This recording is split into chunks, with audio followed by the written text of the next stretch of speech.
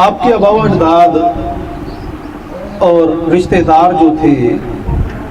ارد گرد کے لوگ، قبیلے والے، وہ بت پرست تھے، اور انہوں نے حضرت ابراہیم علیہ السلام کو بھی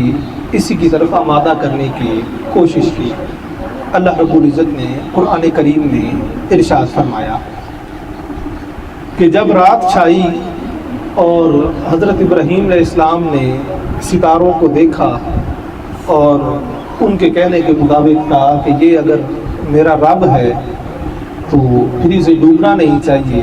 لیکن جب وہ ڈوب گیا، اس کی روشنی ختم ہو گئی، تو آپ نے فرمایا کہ لا احب الآفلین، میں ڈوب جانے والوں کو پسند نہیں کرتا۔ پھر چاند کو دیکھا کہ وہ بڑا چمکدار ہے، ستاروں سے بڑا ہے، تو جب وہ بھی غروب ہو گیا